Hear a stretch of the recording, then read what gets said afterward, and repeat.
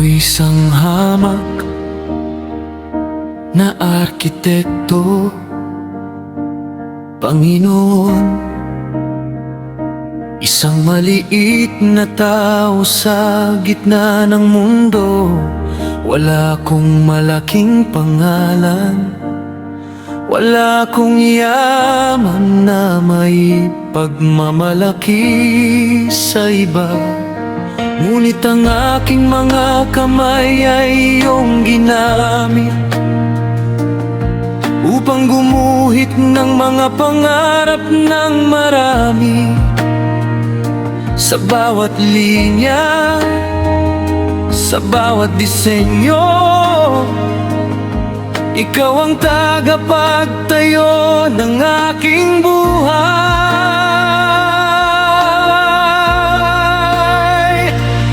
Karunungan mula sa iyo ang aking tangan, liwanag sa isip, gabay sa aking daan.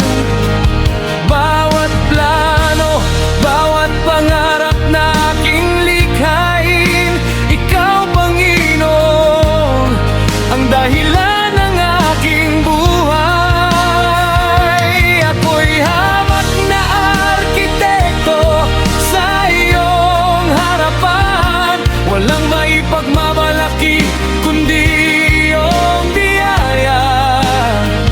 Maliit man ako sa mata ng mundo, mahalaga ako sa iyong mga mata.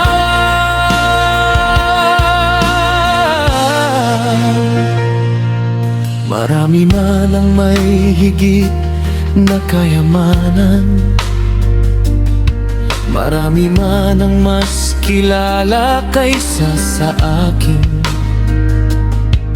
Pipiliin kong manatiling mapagpakumbaba, dahil ang halaga ko ay nasa iyo lamang. Kapag walang nakakakita sa aking pagsisikap, kapag walang pumapansin sa aking ginagawa,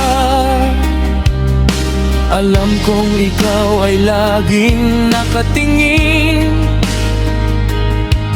Nakikita mo ang puso kong nagsisikap.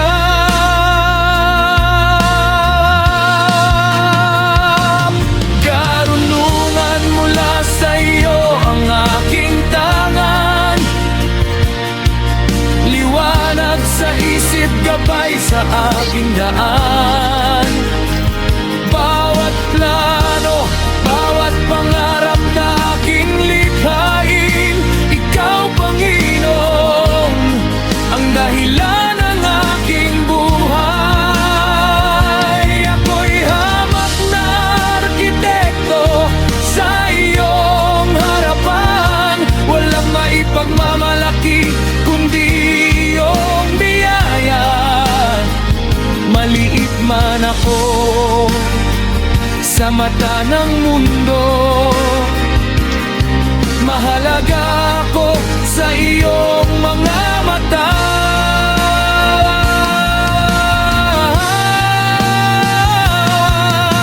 Turuan mo akong gamitin ang iyong kaloob, nang may kababang loob at pusong tapat.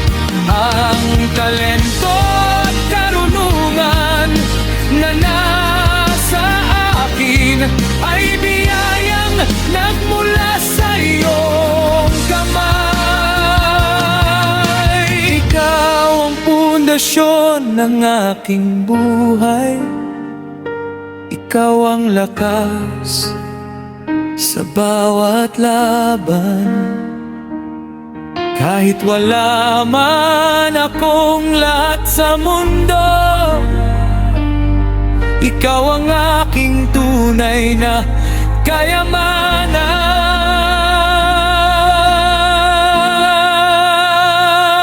Ako'y hamak na arkitekto sa iyong harapan, ngunit Hinahanap mo ako, Panginoon ng buhay. Sa bawat guhit, sa bawat pangarap, ikaw ang kasama ko magpakailanman. Karunungan mula sa iyo ang aking sandigan, pag-asa ko, lakas ko at aking tahanan. Wala man akong lahat sa mundong ito, ikaw lamang ang aking kayamanan. Ako'y isang hamak na arkitekto, ngunit sa iyong kamay may halaga ang aking buhay.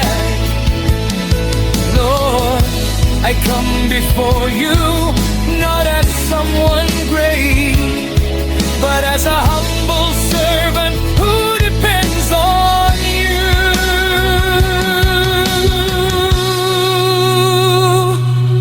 I am a humble architect, Lord, a small person in this vast and endless world.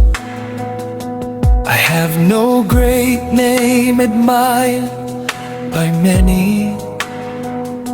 I have no riches that I can proudly show. My hands draw the homes and dreams of others, giving form to visions they long to see. But with every line my hands create, I remember you are the true builder of my life.